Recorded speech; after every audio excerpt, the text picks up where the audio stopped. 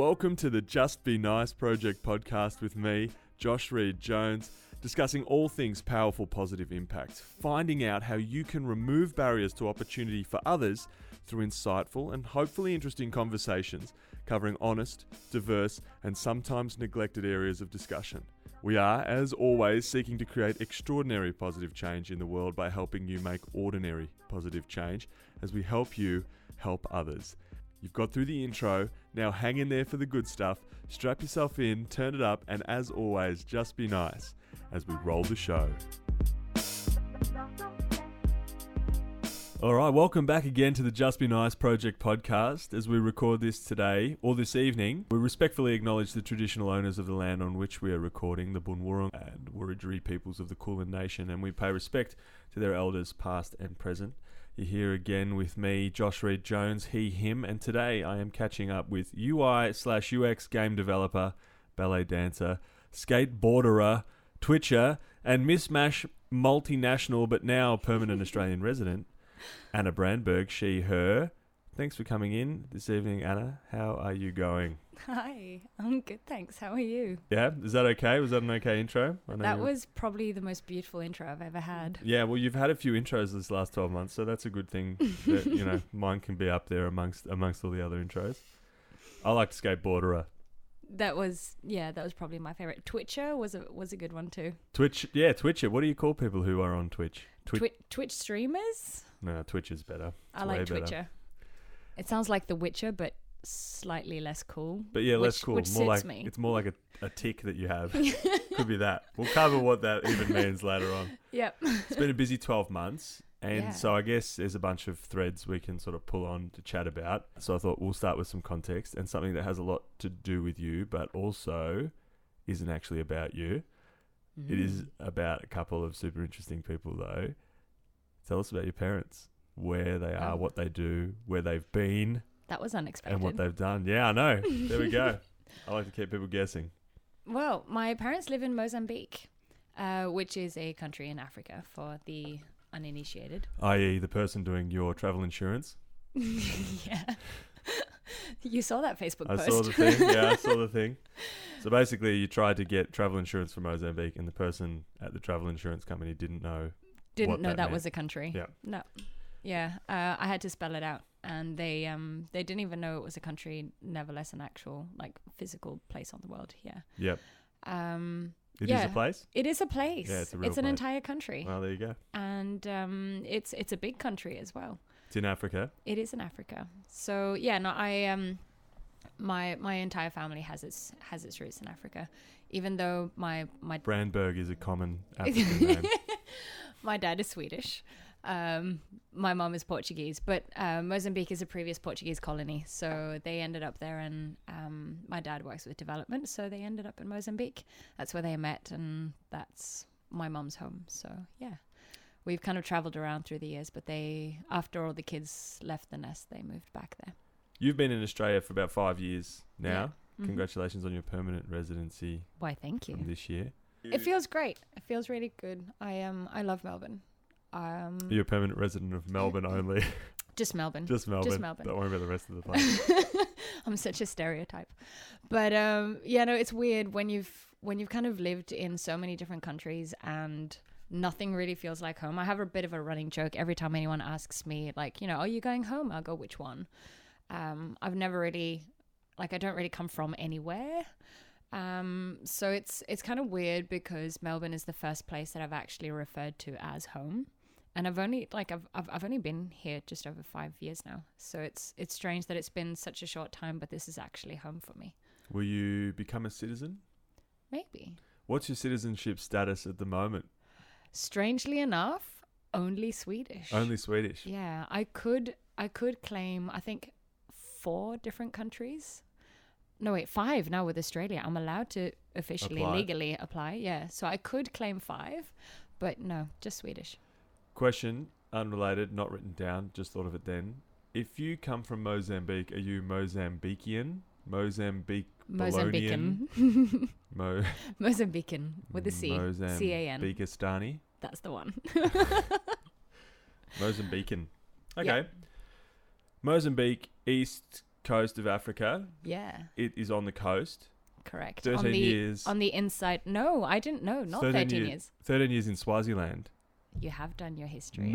You've done your research. Not coastal at all. Not coastal. So for people who aren't sure, Swaziland is surrounded almost all the way around by South Africa and then northeastern border Mozambique for a little bit. So it's landlocked. 13 years there. What was it like at Waterford, blah, blah, blah, United World College of Southern Africa? I'm going to try again. Kamhlaba.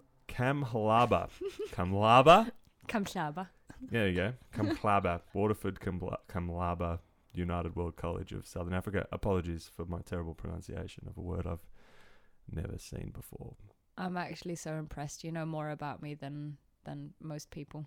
It was good. It was good. Swaziland is like one of these weird idyllic places that kind of gets lost in time, strangely enough. Like the outside world doesn't seem to affect it.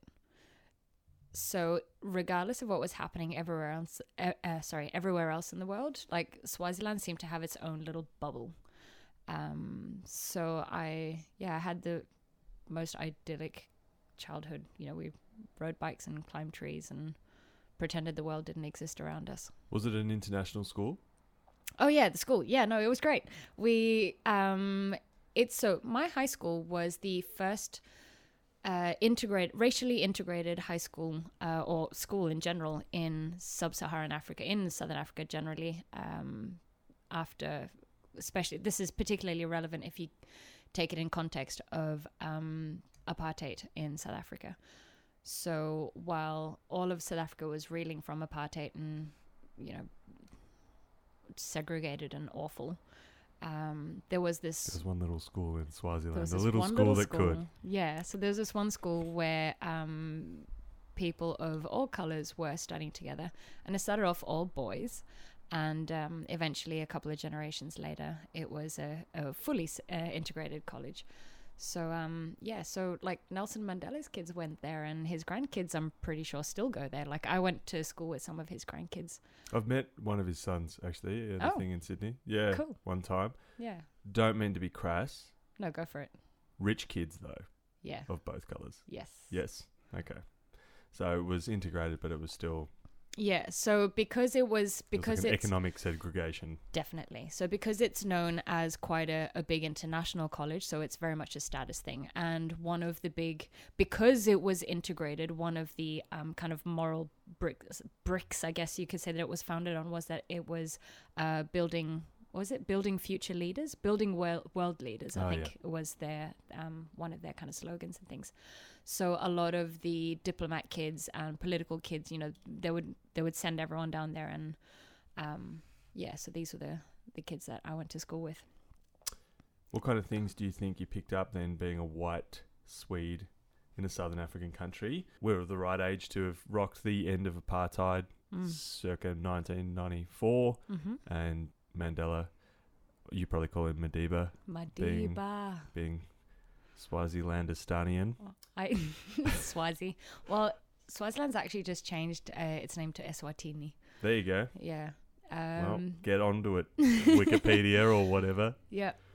Yeah, and I actually cried when Madiba died. I know that he was kind of the glue holding everything together, and so when he died, we all know what kind of an impact that's going to have on an entire country. So it was a big deal. Being like an economic powerhouse in Southern Africa, South Africa probably, I imagine, had quite a bit of influence on Swaziland and Mozambique and Zambia absolutely. And things like that. Did that inform your opinions on all those sorts of race matters and governance and things like that? And I guess that ties back to the question you asked before. Like, I didn't realize it as a child. Like, I didn't see myself as an outsider. Now, as an adult looking back, yeah, absolutely, I was an outsider. I was this white Swedish kid who... Super white. So white. Yeah. But... I didn't, obviously as a child, you don't really see that. Like all these things, they're things that you learn. They're all constructs that you learn and adopt, as you grow up. As a child, I didn't see any of that. Having been in this college where we had multicultural days where everyone would come wearing their national clothing, and you'd bring, you'd prepare your country's food beforehand, and you'd have these big days where everyone gets to celebrate all these different cultures and colors and foods and smells and colors, all the stuff. And then, you're raised thinking that this is an asset. This is great. You're multi-culti. It's beautiful and it's wonderful and it's eclectic and it's great. And everyone's got different religions and languages, and you learn different things. And because you're in this bubble, in this country where like nothing seems to touch it. So you grow up thinking that this is great and wonderful. And then you leave, you grow up and you get to the rest of the world and you're just like, wow, white people are awful. Yeah. Well, colonialism doesn't seem to be a great situation. No, and I get that, better than they found it. Yeah, and like watching apartheid, obviously, but again, I was a child. You don't really understand the magnitude of it until you're an adult and you look back and you're like, wow, I had it so easy growing up. And then to think that it just changed as well on a dime is a little bit naive, I think, as well. Yeah, and it definitely didn't. Like, that takes time. But that was why Madiba was so important, because he was the one who was fostering this entire culture of turning the other cheek, of being like, yeah, cool, they've wronged us, but we're going to be better. Yeah. And we're going to be together. And he created what was known as the Rainbow Nation, like the entire thing about like, we're all part of the Rainbow Nation. And so when he died, there was so much hostility that came out unchecked, because he was the symbol for tolerance and compassion. You are now in Australia by way of Malmö. Malmö. Close. University. Pretty good. Malmö. Yeah, I did a stint at Malmö University. Did a stint at Lunds University in Sweden as well. Design and visual communication. That. Malmö. Just over the road from Copenhagen. So I imagine... in the south, the dirty south. It was like totally progressive and clean and innovative and full of minimalist furniture. Oh my Vikings. God. Imagine being... So I've always called myself an African child. Imagine growing up an African child, because I was born in Malawi. I grew up in Swaziland. And you've kind of told everyone your entire life, you've told everyone that you're a Swede. But you actually know very little about Sweden. And then moving back to Sweden when you're 18, you're like, yeah, I'm a Swede. And then you move back to Sweden, you're like, holy shit, this is what Sweden's like. Yeah. Wow. Full of Swedes. It's so clean. Everyone's so blonde and attractive. Yeah. Yeah. I remember my first week walking down the street and being like, okay, you're hot. Yeah, everyone's hot. Sponsored by travelsweden.com. What was uni like there then? Just beautiful people. So efficient and organized. Yeah. Well, studying in Sweden and living in Sweden are two different conversations. Like, if you're going to talk about studying in Sweden, it was amazing. It was great. It was amazing. Living in Sweden, as someone who's brought up in a tropical environment with people who have like a tropical kind of demeanor, everyone, joie de vivre, with people who kind of are happy and social and like engage with each other. And then you move to Sweden where everyone lives in igloos. Not quite. I haven't been to Sweden. But if you walk up to someone on the street and you try to make eye contact with them, they're just like, oh, what do you want? Like, I'm not going to buy whatever it is you're selling. And especially because it's so dark, it's like winter for over half a year. If I was going to like work in a place that was so dark and miserable, I don't want to say miserable, but the weather, like the darkness to me is very miserable. I really struggle with the darkness. I can deal with cold, but darkness kills me. You're probably okay, because I feel like you're literally built to maximize the kind of vitamin D out of whatever reflection of the sunshine is happening. I am so white.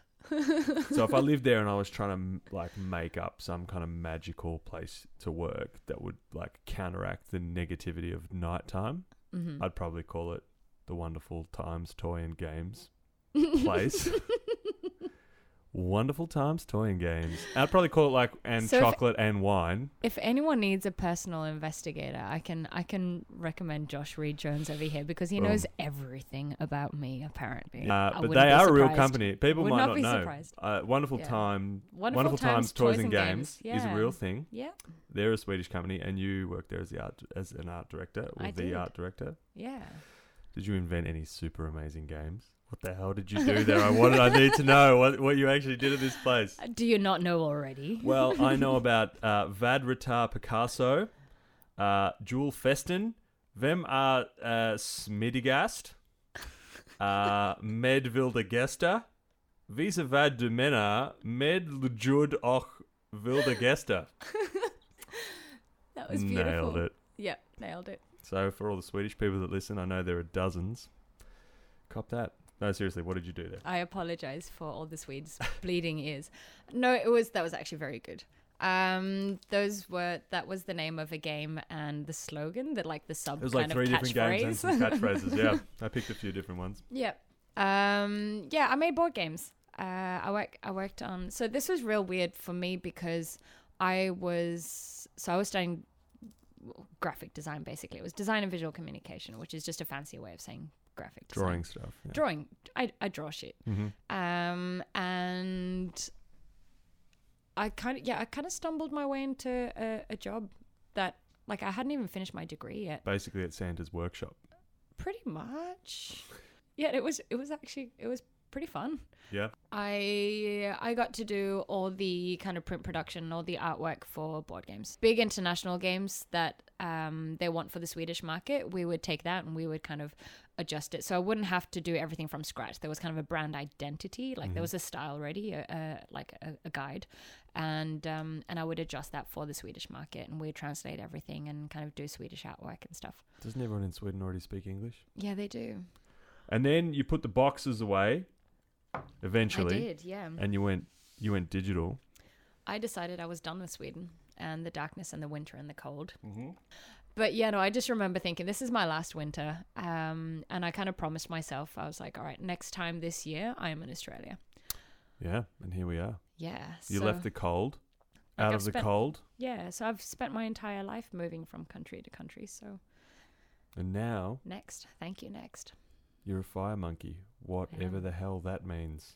What the hell's a fire monkey? So, fire monkeys. All right, well, I guess before we get to that, a few steps back, I guess, to explain how I ended up at Fire Monkeys. I had my life in Sweden. And then when I decided I didn't want to live in Sweden anymore, I was just like, well, everyone told me I'd like Melbourne. So, heck, let's move to Melbourne. So I quit my job, sold the apartment, sold everything I owned, and packed my entire life into one Flat-packed your entire life. I flat-packed my entire life into one red suitcase. One red very suitcase big suitcase. and one Allen key and came over. Yep. And I came to a city I'd never been to, didn't know anyone, didn't have a job, didn't have anything here. And I was just like, cool, well, let's do Melbourne. Great. Yeah, and I was bartending and kind of just trying to figure my life out. I think I mentioned that earlier. And a friend of mine told me to apply for a job at his studio, which was Fire Monkeys. And I kind of put two and two together. I was like, wait, hold on, no, that's EA. Like that's a big company. Like EA Sports. It's in the game. It's in the game. Yeah. That's the one. And I was like, wait, no, that's a big company. Like I'm so not qualified or like talented enough or anything enough to work at that company.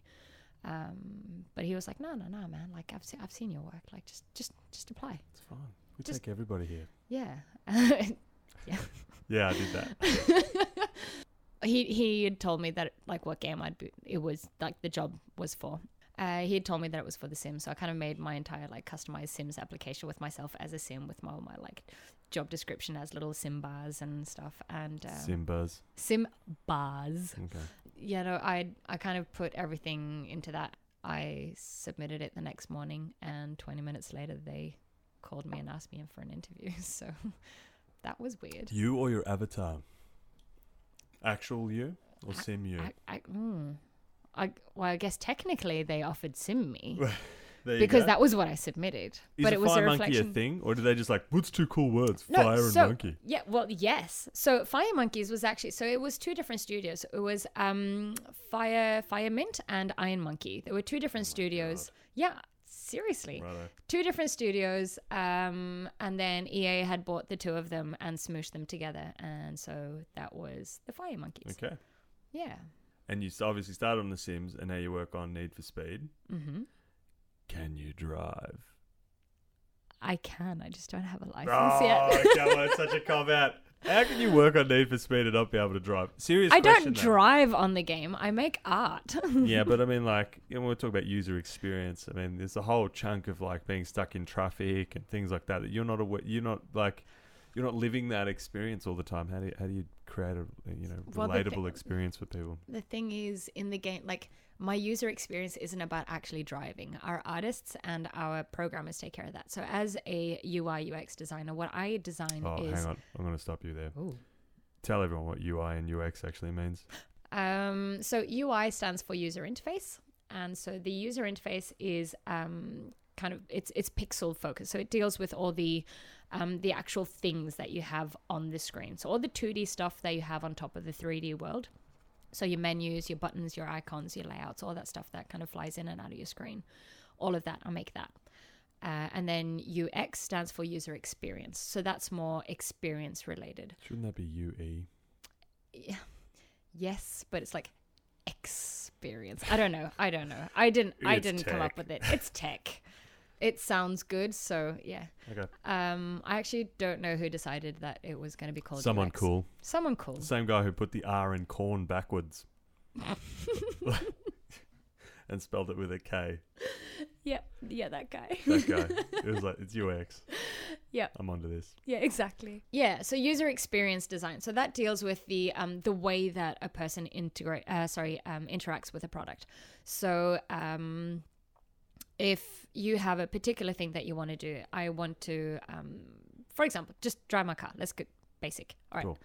I want to get the McLaren and I want to drive it from A to B. Yep. How many clicks does it take for you to do that? When you open your game, where does the menu sit? Where, like, how do you choose a McLaren? How many clicks does it take for you to be able to find your McLaren in your garage? Like, all of those things, someone has to design how you navigate through the interface in order to do all of those things. And on this game, one of those people is me. Boom. Have you decided if you prefer working on Need for Speed or The Sims yet? They're completely different. Well, one is a Memorpg. It's a massively multiplayer online role-playing game. Yes. And one is about driving cars. Yeah, so I don't know. So Sims, yes, it is a role-playing game, but I don't know if I'd really call it an MMORPG. I'd probably just say it was like more of a simulation game where you... I'll tell you what the internet calls it. Calls it an MMORPG. MMORPG. I'm going to pick a fight with the internet. You can pick a fight with the internet. I'm going to pick a fight with the internet. I'm going to say no, it's a simulation game. You don't really, like, yes, it is a role-playing game. I agree. But it's not that you go in and you do a whole bunch of missions. You don't pretend to be a character. On The Sims, you create a character. You can create yourself. The people who actually play Sims are rabid. They're completely passionate and so fiercely loyal to their world in The Sims in a way that there aren't with many other games. Like, initially that was weird to me, but then I understand because they've created themselves and their loved ones and their families and their partners. Like, these are all people they care about in the real world, and so they've kind of imbued the passion into this game that they have for real life people. This is kind of like a digital dollhouse. Yeah, it's like playing Barbies, but as an adult. Way better. Yeah. I'm absolutely out of my depth here, but I'm doing my best. You're doing good.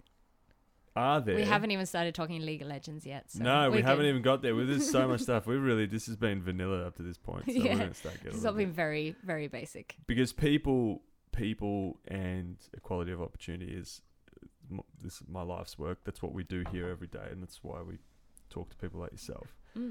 Are there, firstly, before we go down the rabbit hole, and I know you've only been on Need for Speed for a little bit, but are there any inclusivity or diversity issues in Need for Speed, or is it pretty just gender neutral and like whatever because you're just a McLaren and you just drive it around? So our particular game is pretty good for the characters within the game. One of the biggest characters in the game is a woman, Kim, and she's kind of the one that, calls the shots. Shout out, Kim. Shout out to Kim. She's a badass. But on the development side of the thing, of the developers, I'm the only woman on the team. Yep. So most of our meetings is like me and 10 dudes. Yeah. Okay. And like we do have a few, shout out to the other women who do, the other roles that are attached to Need for Speed. Like we got an analyst who's a woman as well. We've got community managers. We've got other people that are related to our team. But on the actual development side of the team, I'm the only woman. Whereas on The Sims, I was, we went half, but like maybe a third, a quarter, a third were women. I was a bigger team as well. So yeah, like I'm definitely noticing a slight difference there. But the team, like they're all good dudes. So on The Sims though, you are making families and things like you said before. and you're doing... It's a different demographic. It's a different kind of situation. Yeah. You're making people and they're growing up. Yeah. And then you've got little communities going on. Still, though, with 25 to 35% women on the team, still took 7 years to make people pregnant without being married in The Sims. Yeah, so that was a technical restriction. So that's it. Like, and that's a bit of a testament as well to how, remember I was saying how like passionate people are about this game. There are so many technical restrictions that we have to work with. Well, I can't say we anymore. I'm not on that team anymore. It's okay. We'll let it I still slide. feel like I'm part of the Sims family. You're still part of the Sims family. I'm still It's part okay. of the Sims family. I I'm like sure to they're think happy I to have am. you there. So background information for those listening. The number one most requested feature for The Sims on mobile was pregnancy. Like everyone just wanted to have babies. Yeah, because they were 14 when they started playing and they were 21 7 years later. I'm like, we're missing some key elements and things here. Everyone, let's get pregnant. Yeah, we'll just get pregnant. We told everyone that we can't do it because of the restrictions of the character rigs. So we just told people that they couldn't have, like, we're never going to have pregnant Sims. And then as technology developed, we decided, all the Sims getting knocked up left, right, and center. Pretty much. So our animators and our 3D artists put in a lot of work into this, and they were able to knock up our Sims. That's great. Well, that's great. So now that we're women in the digital world, yes. Well, you're mostly a woman in the digital world. This my avatar is You're a woman just featuring. in the digital. Yeah. Also, acronyms are rife in the digital world, and it's insane to me. But whatever, we'll make our way through them, and maybe I'll put them in the notes. Womans. Yes. Oh, womans. Yes. Shout out to my main lady, Nacy. Hey, what up, Nacy? Shout out. Yep, that's great. We're going to work through a few things here. These are the goals. Explain to people who do not understand or don't engage, maybe because they're men, maybe because they're not online, and women, whatever. These are some things that Womans is trying to deal with. They want to create a safe online community for women in the gaming industry at large. Obviously, you are one of those women. How unsafe is the online community for women in the gaming industry at large currently? Oh man, have you been on the internet? Well, look, I don't game, but I see comments on stuff. I can only imagine what it's like, live comments on things. Yeah. Just earlier this week, I had some guy jump on my stream and just like insult me, like without actually doing, like literally his first interactions was just insulting my gameplay. And then when I told him that I was being a jerk and told him to like sort off my stream, he was like, oh yeah, typical girl streamers. And I was just like, dude, what are you doing? Like, and then he started making comments about my appearance and I'm just here like to show my boobs. And I'm like, I've got a t-shirt up to my neck and also my camera crops off over my chest. Like there is... But even if I wanted to have my boobs on camera, like, who are you to judge? Boom. But legit, like, I'm just playing my favorite game. I'm just here to play games. Can you just So people are mean. Can you just not make my gender an issue? I'm just here to play my favorite game just like anyone else. I have seen teenage boys playing and they're pretty mean to each other. Yeah. Are people just mean to each other on the internet? Generally speaking, it's mainly just dudes being mean to each other on the internet. Women are fucking lovely. Okay, so dudes are mean to everybody. Dudes are mean like, to women and they're mean to dudes. I'm just preparing for the onslaught. Like, you know, I'm traumatized here now. I have to do the hashtag not all men thing. Yeah. Because I'm so traumatized of all the guys getting all like defensive about it. They're like, well, I'm nice. Yeah, well. But yeah, no, generally speaking, of the people who are toxic online, yeah, it's dudes. Mostly dudes. Yeah. What percentage of women make up the online gaming community, though? Statistics. So the GDAA, the Game Developers Association of Australia, and IGA, the Interactive Games and Entertainment something of Australia. Acronyms. Everywhere. So many acronyms. They've run a number of studies, and like 46% of gamers are women. There you go. 46. So 46% of people online are pretty nice to each other, and then 54% are just yelling at each other. No, not 54, because even within then, it's a minority, but it's a vocal minority. Yeah, it's a vocal minority. It's always a vocal minority. Okay. It's that little group of dickheads that ruin it for everyone. So, womans. But like almost half of the gaming community is like female or women. If you told me I was walking into a room where half the people were nice, I'd be okay with that. I'm like, okay, that's fine. I'd say more than half True. nice. And I'm sure not all the 46% of women are nice either. Let's be No, honest. no, Not definitely everyone's not. nice. No, there's definitely I've definitely come across my fair share of women who are not nice as well. But generally speaking, the majority of people in the gaming community are delightful. Well, that's good. Yeah, Everyone just wants to have a good time. absolutely. We're just here to play games, yo. Play the games. I'm looking at some of the other things. Help women gain confidence to stand up to online abuse through the strength of support and solidarity. Yeah. I don't know the mechanisms of this, but is there like a secret chat group or something where you jump on amongst all the womans and say... So there's a Discord channel. Okay. Are you familiar with Discord? Sure. So Discord is he shrugs his shoulders. So I'm tech as. So Discord is as I write this with a pen on a piece of paper, where my notes are. Yep. So I just realized we haven't even explained what Twitch is. We're getting there, don't worry. Okay. Yeah, we'll get there. But I mean, if you need to explain it now. I feel like I need to explain the basics at least before we get on to... All right, Twitching. So Twitching. So there are people who play games online and other people watch, and it's like reality TV, I guess. It's a cross between watching video games and Gogglebox all at once. What's a Gogglebox? It's a TV show where people watch people watching TV shows. What? You're watting and you're twitching people. I mean, you don't get to watch people when you do twitching on the side as well. Touche. But yeah, it's a thing. All right. Yeah. So basically, you watch people play games, but it's not just that. It's not just like some random old person. You follow particular personalities that you enjoy. It's like YouTubers.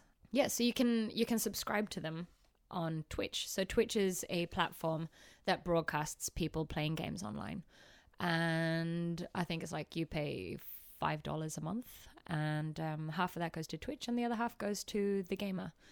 To the person. And do you have to pay $5 a month per person that you watch? Yeah. Jesus. Yep. It's like buying games online. It's like buying someone a drink. There's people, this is their full-time job, and they are also very blessed. They're also very fortunate.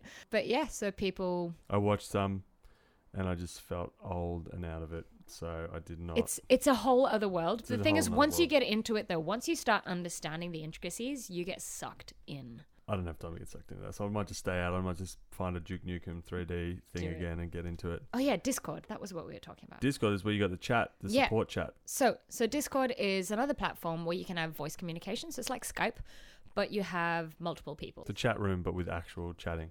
Correct. Yeah. Women's is a community that Nacy started for women streamers. It's basically a support group and a promotional group as well, because generally speaking, it's always the guys within the gaming community that get the attention and the promotion and, the kind of hype. Everyone just assumes that all gamers are dudes. So Women's kind of was created to support other women and to promote other women. And also it was, as you mentioned before, a place where women can kind of share their experiences and get, advice. If anything awful is happening to you online, you can kind of vent and chat to other women. Someone in there will have had a similar experience, or someone will have your back. Is one of the reasons that people think all the gamers are men because people like yourself have gender neutral names, so you don't get hassled for being women? Oh yeah, definitely. I posed this as a challenge on Twitter a couple of weeks back for all the guys who say that women are just exaggerating, or women are being dramatic, or they're just being precious little flowers, or whatever it is they say.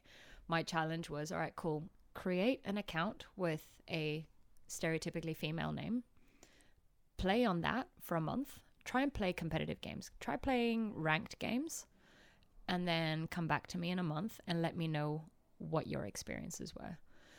And then you start understanding why women choose to hide behind gender neutral names. Because as I said before, we're just here to play our favorite game. I just want to play my game and have a good time. I don't want to be harassed on the internet. I get harassed enough as a woman as it is. I just want to play some games and have some fun. So yeah, so it means as well that, we don't always realize how many women are out there because we all kind of hide under these aliases online. Then it all blows up, aka the Down Under Stream team. Mm-hmm. So, wow, you have done your research. People are always shocked like I'm some kind of unprofessional, which I am, I suppose, sometimes. But tell us about what happened there. Some people, suffered some consequences as a result of that was brought around by people sort of speaking up. So Yeah, I'm wondering how I can navigate this topic. So there was, well, it's all public. So the guy who ran the Down Under stream team had been a bit of a bad person. He'd done some wrongs. He'd wronged some people. He had wronged some people. Women, all women. All women. So someone spoke up, other people were like, oh, me also, that's also a thing. And then it just sort of rolled on from there for our mate from the developer. we had a group chat where a couple of people, it happened at PAX. So PAX is a big games convention. Penny Arcade Exhibition. Just like user experience. Yeah, that's again with the It was PAX. the same guy. It was the BizKit guy. It was another the acronym. Guy. That guy. Screw that guy. Another acronym that's like number 17. Yeah. Yeah. So at PAX, a couple of us women were speaking, and someone shared a story about this guy. And on stage or just in our private chat, like just online, as in like word no sorry word conversation, like real life conversation. We're standing around talking. We're humans form. at an event. Yep, cool. We are humans at an event, non-digital, and we are actually avatars. speaking Yep. in real life. That happens. IRL. Okay. There's another acronym IRL. for you. There we go. That means in real life because you've got to delineate. Yep. Okay. We were AFK, actually engaging IRL. So we were chatting about this guy, and she told me some pretty horrific stuff about him, and I was really surprised because, well, I wasn't. I mean, I was surprised. Like I'd known that he'd done some problematic stuff before, but I'd never actually understood the extent of it. Mm-hmm. And it's the whole case of, well, he's always been nice to me. And it's that thing that guys have as well. Like guys go, oh, no, that guy. No, but he's such a nice guy. And it's like, no, actually, clearly he's not. So when I heard these stories, I was like, oh, crap. So he's actually a pretty awful guy. And then I'd spoken. So immediately I started doing my research, and I asked another couple of women, and I was told another number of stories. And I was like, wow, so this runs deep. This river runs a lot deeper than I initially expected. So we created a group chat, and people started sharing. And this one particular woman realized that she wasn't alone, and so she got the confidence to speak up. So she created her big Twitter thread and put him on blast. And along with that, I because I'd spoken to one of the sexual assault victims, and she was too terrified to speak up because she knew he was quite prominent. But I was a member of his stream team. So I was for people who don't know, so there's people who have, on Twitch, you have stream teams. So people who stream, who have create like little communities with each other. And I was part of his stream team called the Down Under team. And I decided that I didn't want to be associated with him anymore. So I was going to leave the stream team, but I didn't feel like I could just leave it silently. I had to kind of explain to the world why I was leaving, because so often this happens in our whisper networks, and I was tired of the whisper networks. I was like, no, it's about time everyone gets to hear what we kind of whisper about. It's time that men also hear these things, and that men are held accountable for the awful things that happen. And that, the good guys also know the shit that their friends do. So yeah, so we went public and kind of spoke up about it, and immediately, like within minutes, within hours, pretty much his entire team fell apart. Everyone left. All the prominent streamers jumped ship, and the guys who kind of work with him all kind of cancelled their collaborations, and the next morning he deleted the Discord and everything was gone. In less than 24 hours, the entire team just dissolved. Boom. So there you go. That's what happened with the Down Under stream team. You can find out more about it on Twitter if you want. It's all there. People talk about it. Well done. Well done, everybody. Well done, you. Not to me. Thank the women who spoke up. Well, well done, everybody, for doing the damn thing. It is hard to stand up and speak about these things. But it's so important. It's so important. And the thing is, the more, because none of the individual, because then what happened as well, the sexual assault, the one of the sexual assault survivors, because she saw that other women were getting so much support on Twitter, so she actually got the courage to speak up herself. So she posted her own thread and gave her own statement. And that was obviously so much more powerful than the rest of us going, oh yeah, this thing happened. Well, she went, she was able to stand up and go, this happened to me. Yep. And that wouldn't have happened if the other woman hadn't spoken up first. And it's so important that that other women speak up as well, because you realize there is strength in numbers. And that was the whole thing with the Me Too movement as well. Like, there is a strength in numbers. How do you feel about the, I suppose, trial by Twitter though, as a medium? It's hard, because that's also a little bit, and you talk about Me Too, and then things come around that well, not everyone who's been Me Tooing is squeaky clean either. No. And we start this kind of public trial by Twitter situation. So the only reason that I felt comfortable doing this whole thing on blast was because I'd seen the screen grabs. Like, I'd seen the messages, I'd seen the black and white kind of proof. There's no way that I would have gone and put someone on blast otherwise, especially not someone who I called my friend. Because Whisper Whisper network and rumor mill are very close. Absolutely. Absolutely. And there is it's such a dangerous thing. You're toying with people's lives. Yep. I think that's an important distinction when you've seen things like the material, I suppose. Things absolutely. Well. So I think that's often one of the reasons why people don't report, is because they go, well, what's the point? Nothing happens. The system is so flawed that even if you're the most traumatized, brutalized, survivor who's been through the most awful things, not you have to deal with all the psychological things of, trying to relive your traumas, but also that the system is stacked up against you. So it's so frustrating to convince people who have been through this awful trauma and try to convince them that, hey, you now need to go and throw yourself into the lion's den with a whole bunch of people who are going to question you, interrogate you, and not believe you. And so people go, why would I do that? I've already been through this trauma. Why would I go through it all again? The people who deal with these for the cops, they do their very best. And I think the longer you leave it, the harder it gets for everybody. Yeah. And so that's why there's the delaying and then the bringing it up via social media 10 years later is, of course, going to make it difficult for everybody. If you are one of those people who hears about it, encourage people to sort of take action as soon as possible, I think is a thing. And understand, look, these things happen. They really do happen. Yeah. And you're not on your own, and it's not your fault in any capacity. And when bad things happen, there are people to go and speak to about it, to go and speak to the police. And that was the great thing with this whole Down Under scenario, was that the people who had been abused or traumatized by this guy, they didn't know about each other. They didn't know the extent of things. But because we, spoke up about them, they kind of found a community in each other. And as a result, people are going to go speak to the police. Oh, mate's built and so there is the a worst community. kind of community you could possibly build. Yeah, what on earth? He definitely did build a community, didn't he? Did any of that? But the thing is, sorry to... No. But to kind of continue, not only is it... I think there's a great thing about speaking up online, because you find other people, you find the strength in other people, and then you can kind of, with that, when you see that people do believe you and that people do support you, you can then find your strength to go and report to the police. And it ties back as well to how people seem to think that Sweden is the rape capital of the world. And it's not that more rapes happen in Sweden. It's the fact that more people report rapes in Sweden. Yeah.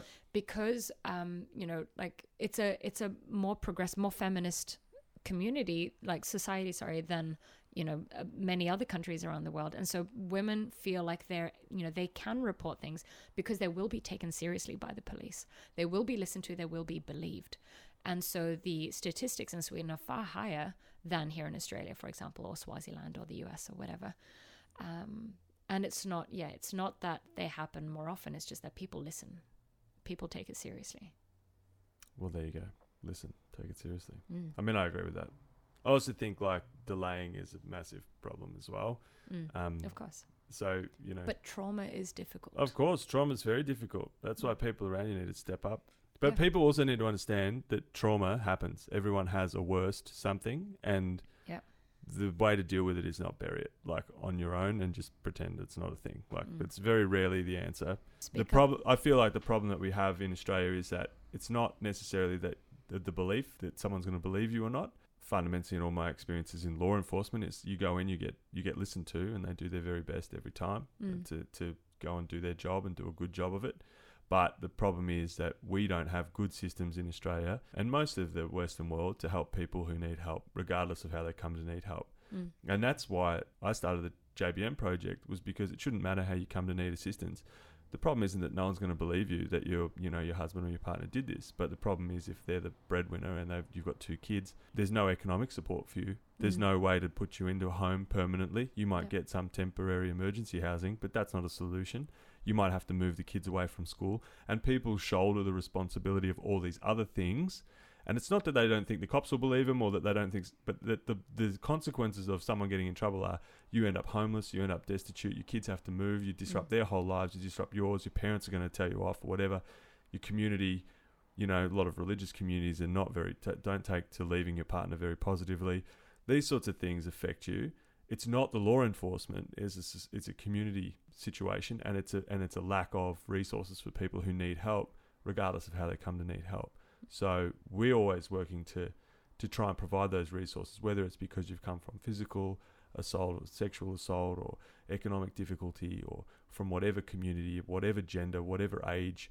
It shouldn't matter. You should have access to a place to stay, to training and opportunities to work and things like that. Absolutely. I feel like that stops more people than the thought. Like, I don't feel like many people think cops don't listen or try their best as much as they think, well, who's going to take care of all the rest of it? Even if I do get this person in trouble, he's my boss, he's my husband, he's my boyfriend. There's a lot of other things that make it very difficult. That's why I feel like it kind of skews up a little bit to people with a bit more independence, more economic independence. It's a messy thing and it's a juggling act. But going back to what you were saying about creating support networks for people who are having to leave, for example, partners or whatever, it reminded me of something I read, I think it was earlier this week or last week. The UN had released statistics on the most dangerous place for a woman to be in the world. But at home? It's at home. Yeah. Get to the source of it. Encourage men to be vulnerable and speak about their emotions, and like allow men to be sad and sensitive and like all these things that we encourage women to be. But we don't allow boys to have the same things. Also, like the fact that we talk about vulnerability as being sad conversations, it's also vulnerable to stand up and have an opinion that's nothing to do with being sad. It's vulnerable to stand up and take a position of any kind. It's vulnerable to stand up and say, I'm good at this, and I do this well. Because you're opening yourself up for critique. Absolutely, but we over talk about vulnerability as having to be something sad, and so we're encouraging people sometimes, I feel, to speak about sad things like that's more vulnerable than standing up and having an opinion that doesn't sound like something sad to do with you as well. Yeah. So in talking to people, we should spend less time worrying about ourselves and more time trying to understand other people. Yeah. Whatever that looks like. In that process, you're going to have to take on board the person that is up for headbutting his mate in a boxing ring and the guy who doesn't want to part of that. And you've got to understand both of those people, wherever you sit on the spectrum. It's not about trying to be someone who tells more vulnerable stories or someone who hits more people in the ring or is more manly. It's if we get out of ourselves a little bit more, then I think we would do a better job of mitigating some of those experiences. And then supporting people, again, who need help when they need it in the way they need help, not only in a couple of very limited paternal ways that don't always suit people who need help. And I think that a lot of that is really reflected on, like, if I look at my friendships with my female friends and like the friendships that my male friends have, told me about, going back to what you said about vulnerability, not always just being sad. I will often sit and have conversations with my female friends about, general frustrations. It's not necessarily a sad thing, but, we can talk about our goals. You open yourself up to like ambition, this is what I would like to do. And you open yourself up to failure at that point, because once you've told someone what your goal is, you've immediately set yourself up for potential failure, because what if I don't get there? And having someone else know what your ambition is and know that you might not make it there, straight away you're making yourself vulnerable in doing that. But those are the kinds of discussions that I don't often hear my guy friends have with each other, not just professional goals, but also frustrations within the workplace, or general social interactive issues and, you know, like anything that you struggle with on a daily basis that we discuss into minute detail. Now, I'm imagining that you didn't win your spot as one of the next gen leaders from the IGDA. Oh, shucks. For your work on booting old mate out of the Down Under Stream team. The two had nothing to do with each other. What about the International Games Development Association top 50 women in games? So that's the IGDA 2018. What did you get those for? How do you get awards? Okay, as, so those like gamers. So those were two different things. So yes, they were. So the IGDA has a program called the Next Gen Leaders, and I was one of 10 people selected from around the world to go and be a part of this program at GDC, so the Game Developers Conference. Ding. So many acronyms. So the IGDA has an NJL program at GDC. Oh yeah. And all of this makes perfect sense to me. Yeah, it makes sense to you. Yeah, and so basically it's a community, not a community, sorry, it's a program for people that work within games development. And so we've got one guy who he's called Osama. He lives in Canada, and he works with the Muslim community within the Game Developers Association in Canada. And we've got a woman who works in Sweden, actually.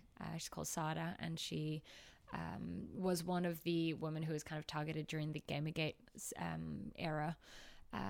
So that, like, there are plenty of people who work with different minorities around the world. We've got a guy, Steve, who is Irish, Scottish, Irish, I think, Welsh. I didn't speak much to him because he arrived late, unfortunately. But yeah, so like there's different people from different communities around the world who've been kind of selected because they're doing really great work in all of their individual communities around the world. And so this program was designed to bring all these people together who could be potential leaders, who are doing great things in their communities. And so it's a little network of people who can, you know, we've set goals and we hold each other accountable. And then we've done all these little workshops together. And so we can, the idea is that we take all this knowledge and this kind of momentum back into our individual countries and communities, and that we kind of empower the people that we work with. So a lot of the work that I've been doing has been with young girls, so particularly high school girls or primary school girls, and encouraging them to get into game development and to get into STEM fields.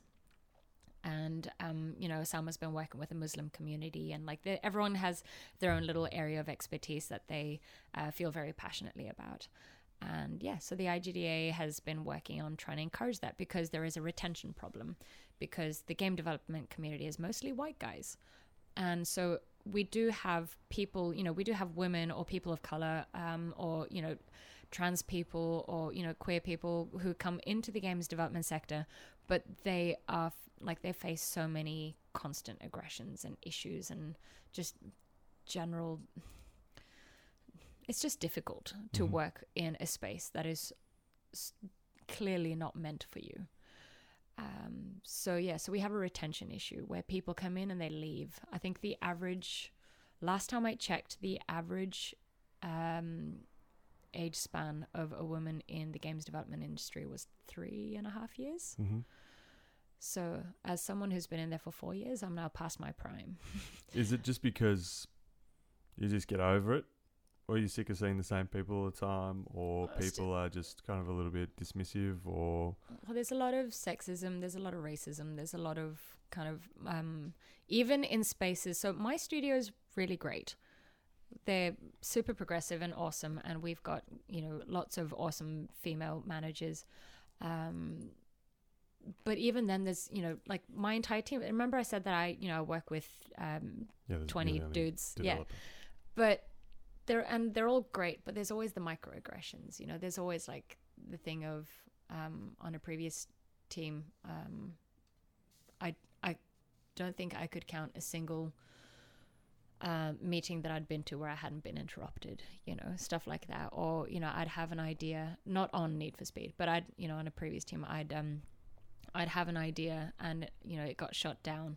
And then 2 days later, a guy would have the literal exact same idea, and people would be like, oh, that's a great idea, and I'd be like, that was literally what I said 2 days ago, you know.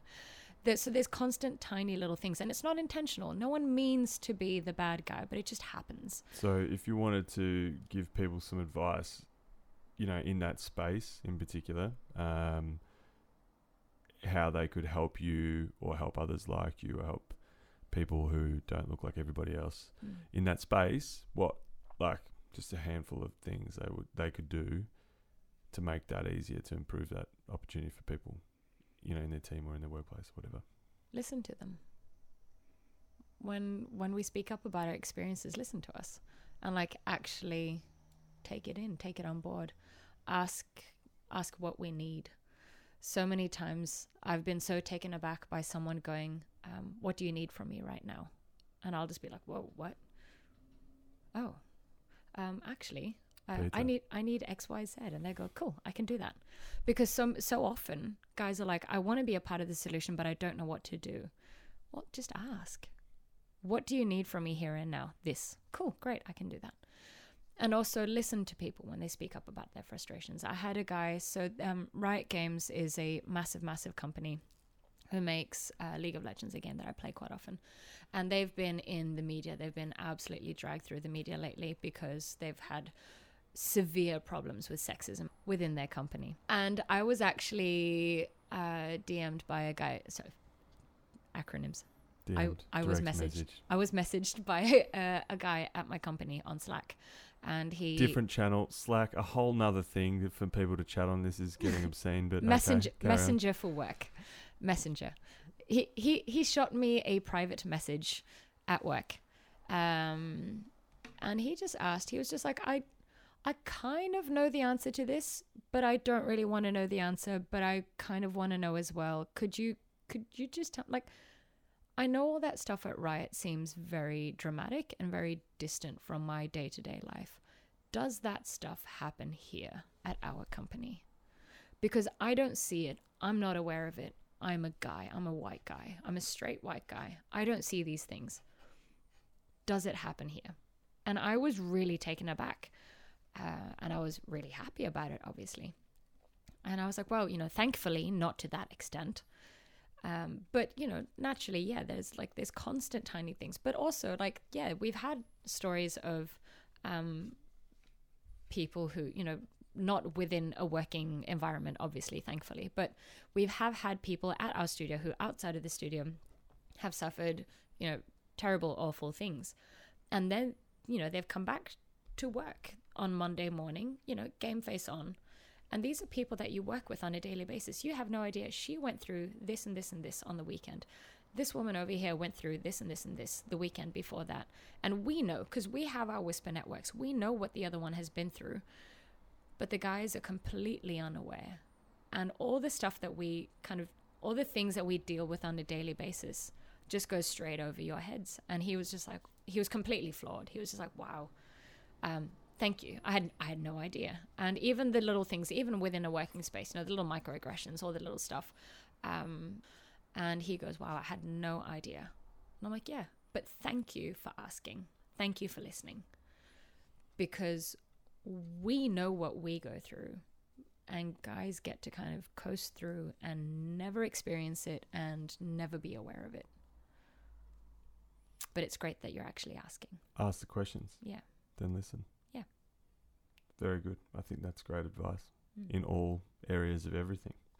Final handful of questions. There's heaps we could go on, but we've been going for a while, so we might have to get you back for a whole nother thing another time, because there's a bunch of stuff we didn't even get to. Cool. Self-care and geek skating and things like that. Oh my God, I love all those things. Yeah. I love all of those things. Yeah, I know you're into it. I mean, everyone can follow you on all the things. We'll give you all the details, but final questions. I'm pretty sure, like, I've rambled so much on all of this. You can, like, trim. We might do some all trimming. Of my words. Hey, we might trim. I might not speak at all for this whole thing except for right now. Now everyone has to listen to just this end bit. Like, where was Josh this entire hour? It was mostly just Anna in a room by herself, just talking to herself. Yeah, I wandered off, got a coffee. Yeah. Grabbed a glass of wine. All right. I've got gin. Abs or kebabs? Oh God, don't make me. I You have to want choose one. both. No, I want both. God, that question has been an abject failure. I gotta tell you, I saw it somewhere. I thought, that's funny. I'm gonna put it in, and it's just failed. There's been a bunch of vegans, so I've had to say falafel, and it's just not worked out. It just doesn't work. No, that it way. just hasn't worked out. So that's not gonna last the second season. Sorry, guys. I'll carry on until I'm done. But I like season, abs. I like kebabs. See, fantastic. How do you know if you're doing a good job? I had one of the most. I mean, Like, awards incredible. helped. I mean, you're actually winning stuff, so that helps, Shush. surely. I actually had one of the most amazing things that actually brought me to tears was having a woman come up to me and say, "You are the reason I'm in the games industry."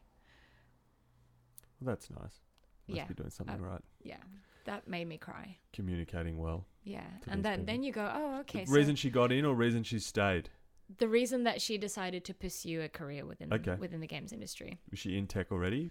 Yeah, she would. Well, she was Software development, within. something. Yeah, she was within tech. She was studying, and she wanted to get into games because this was her passion. Mm-hmm.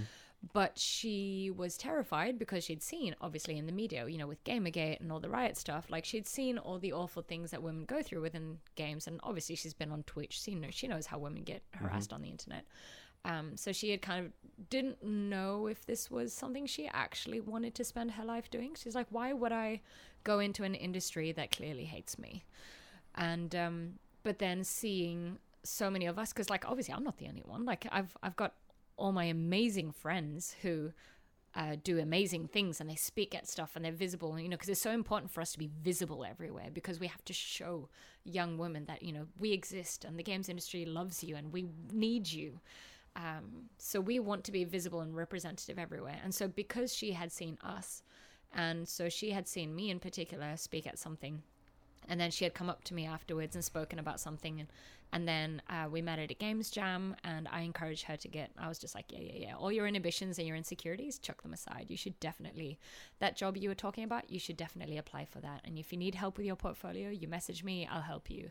And if you need a recommendation, I'll be a reference for you. I kind of helped her through things, and she was like, you are the reason I'm in the games industry. And yeah, like, and I didn't realize what an impact it'd make. So I was just like, oh, I'm just a person, chatting to other people.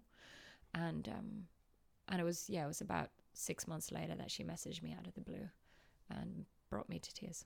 Well, that's a lovely message. Yeah. If you could pass a law right now, what would you pass? Be less of a shit human today than you were yesterday. I mean, that was Buddha, but that's Can I- straight can out. I- That's straight up Buddha. Be less of a shit human. # Buddha. yeah. Yep. All right. Buddhist facts. Oh, yeah. I mean, God. that's. Wait, I feel like I should be prepared for that. I feel No. like I could probably whip something wittier out if I. No, that's good. I think that could just be a law. It doesn't have to be something that's actually legislatable at this point. This is a podcast that's not going to turn into anything like legal. I felt like that was applicable for the JBN project. I have another question, and Go we're for going to ask it. But first, I'm going to ask you to say, if it's possible, "just be nice" in Swedish and Portuguese. I know there's others, but I don't want to hang you out on languages you might not be able to say it in. But if you've got a couple, you should be able to get Swedish and Portuguese out at least. How do you say "just be nice"? Go, boom, do it. Say it in Swedish, you'd say "bara var snäll", "bara var schysst". It just doesn't have the same oomph that it does in English. I guess.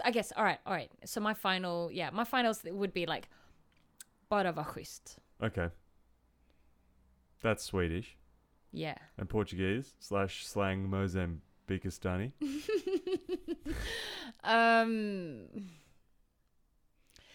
Mozambicans put in a lot of English slang into it, so they're like "seja nice". Ah, see, that's great. It's like pidgin. Yeah. I'm down with that. Seja nice. Seja nice. What is your favorite way to just be nice? Can I get real nerdy? Oh, It's not my. It's.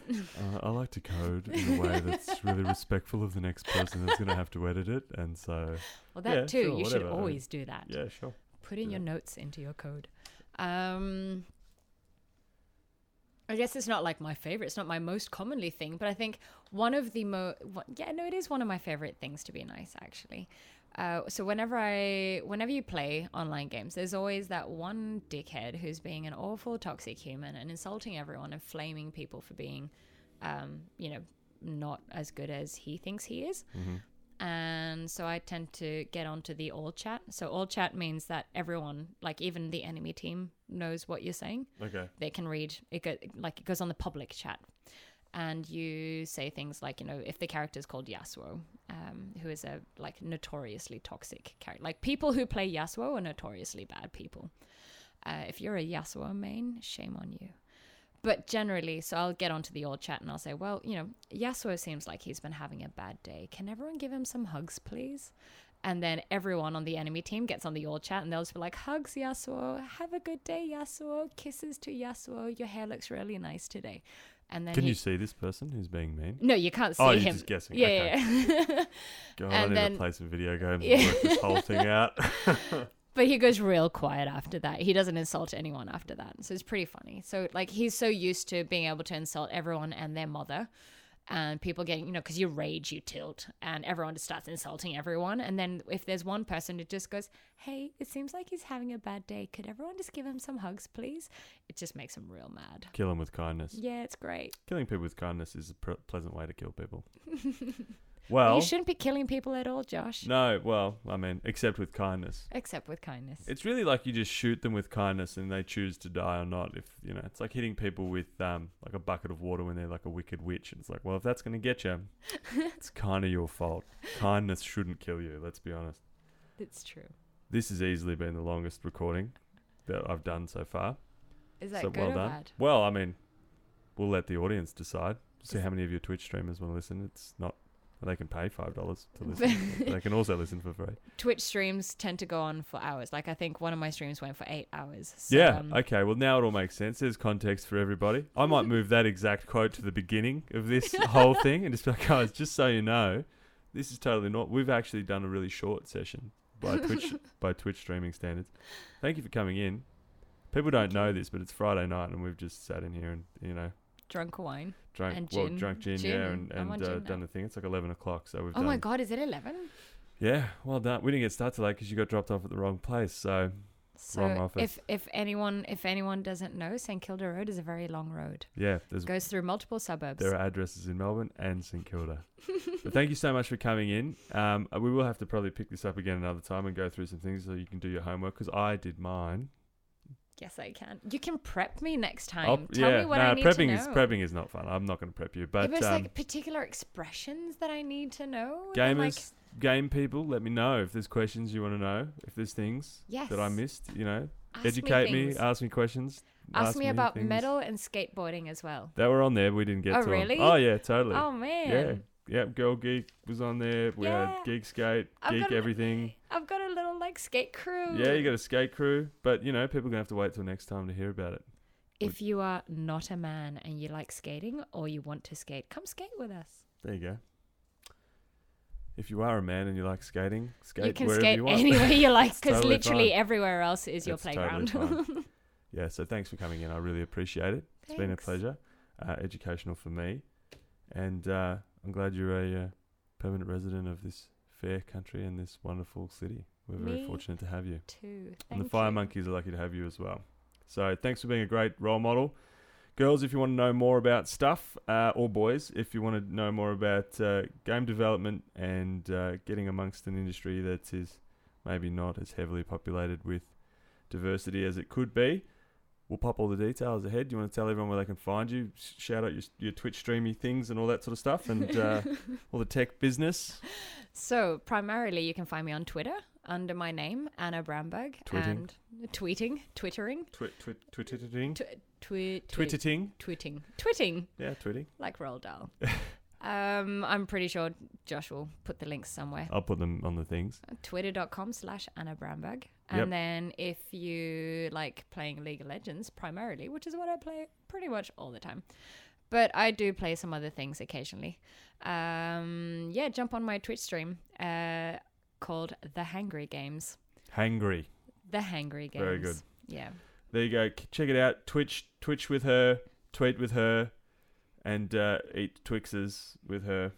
That too. I tried my best. I went for Snickers. alliteration three-way there. I do love Snickers. Get a Snickers. Chuck her $5 a month, $2.50 a month.